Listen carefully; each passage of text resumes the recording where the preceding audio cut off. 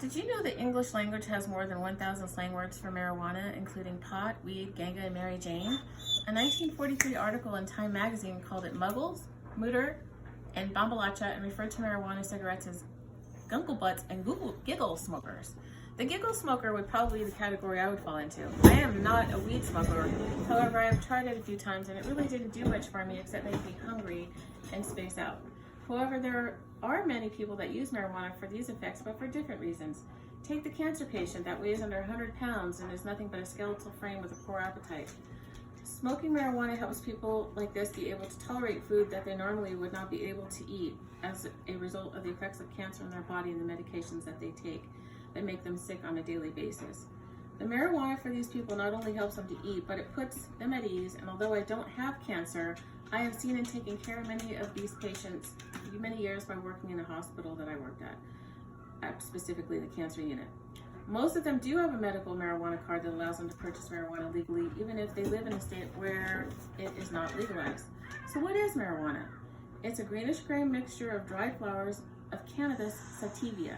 Some people smoke marijuana in hand-rolled cigarettes called joints and dried flowers of cannabis sativa.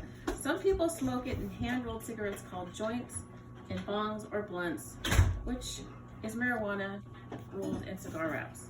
Marijuana can also be used to brew tea, particularly when it is sold or consumed for medicinal purposes. It is also mixed into edibles, which can be found in cookies, candies, and brownies. Americans have changed their minds over the years about legalizing marijuana. Public support for legalizing marijuana went from 12% in 1969 to 16% in 1990, 31% in 2000, and recently in 2018 up to 62%, and is steadily rising every year. 65% of Americans find it morally acceptable to smoke marijuana. According to a Gallup poll in Cannabis.org dated June 5, 2019, more than half of U.S. adults, over 128 million people, have tried marijuana despite it being an illegal drug. Nearly 60,000 Americans are arrested for marijuana possession annually, more than one person per minute.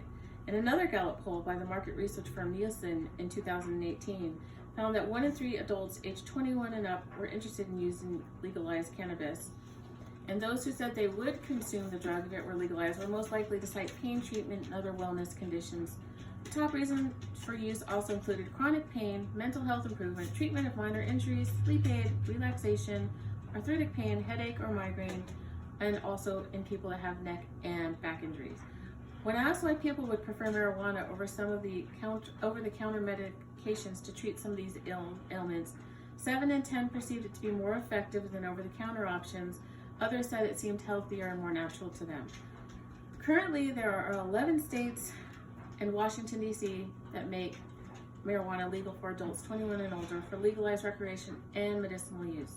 33 states are legal for medical use only. Research indicates that people drink less and alcohol sales drop in places marijuana is legalized.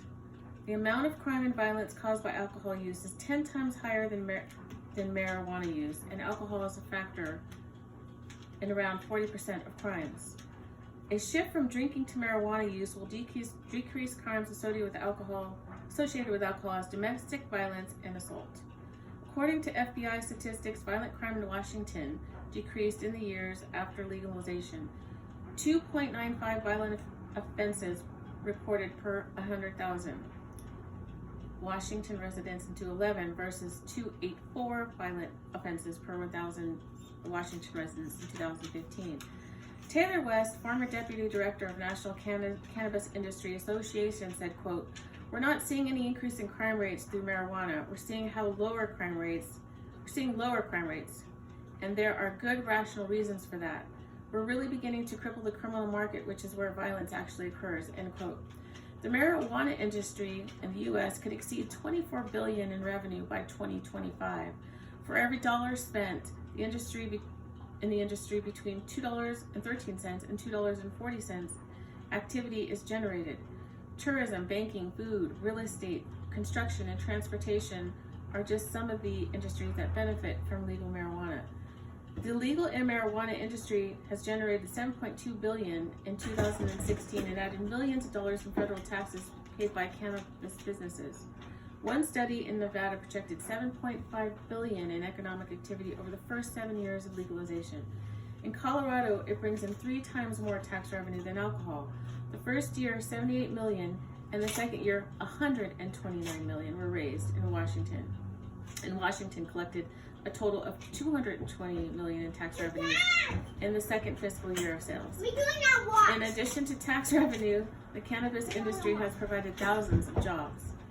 Traffic deaths have also dropped to 11% on average in states that legalize marijuana. Arrests for driving under the influence have decreased in Washington and Colorado. According to Benjamin Hansen, an economics professor at the University of Oregon who studied traffic deaths post-medical marijuana, said that, quote, public safety doesn't decrease with increased access to marijuana, rather it improves, end quote. Studies show that drivers under the influence of marijuana tend to be more cautious, take fewer risks than drunk drivers, such as making fewer lane changes and reducing their speed. A fact sheet about marijuana's effects on drivers posted on the National Highway Traffic and Safety Administration website stated that some drivers may actually be able to improve performance for brief periods of time for overcompensating for self-perceived impairment. Another positive thing to note with marijuana legalization is that it is regulated for consumer safety. People on the street have no way of knowing what is in their marijuana. It could possibly be laced with harmful substances the consumer can't see.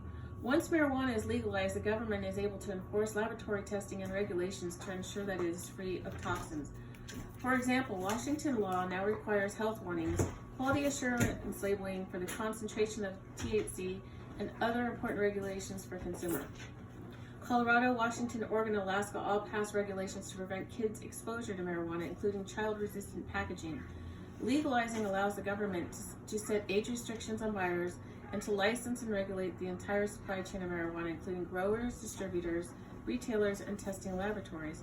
California regulations included limitations on serving sizes for edible marijuana products, seed-to-sale testing, and tracking 24-hour video surveillance at all retail stores.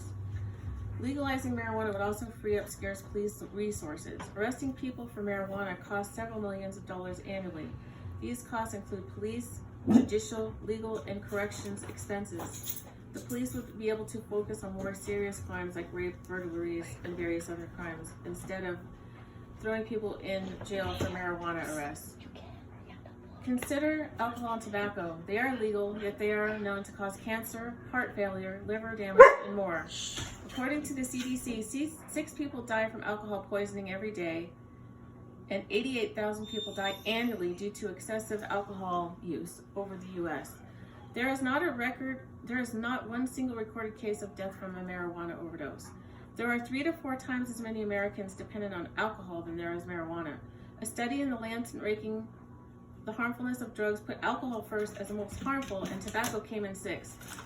Marijuana 8th. A national poll found that people view tobacco as a greater threat to health than marijuana by a margin of 2 to 1, and that alcohol was more dangerous than marijuana use. People should have the right to live their lives any way they choose, as long as they don't violate equal rights of others. What could be more basic and inherent in human nature than the right to choose what substances to put in their own bodies? Consider that more than 3,500 people die from drowning every year in the U.S., but the government wouldn't arrest people for owning swimming pools. Or over 1.5 million people die annually in car accidents, but the government wouldn't allow adults to have fun die annually in car accidents, but the government wouldn't allow outlaw driving. I urge you to do some research, outweigh the consequences for legal marijuana. Do you use marijuana? Maybe you do. Consider the reasons why. Do you know others that do it? Would you like to purchase marijuana from a legalized dispensary, or would you rather buy it off the street? I say we have a right to do what we want to do with our bodies. Some say it's a gateway drug. I say anything can be a gateway drug. I'll leave you with this. John Kenneth Galbraith, a Canadian-American economist, once said that politics consists of choosing between the disastrous and the unpalatable. The case of cannabis, an illicit market with sales of almost $50 million per year and $500,000 in annual arrests, is fairly disastrous and unlikely to get better. The unpalatable solution is clear. Congress should proceed at once to legalize the sale of cannabis, at least in states that choose to make it legal under state law for recreation as well as medicinal use.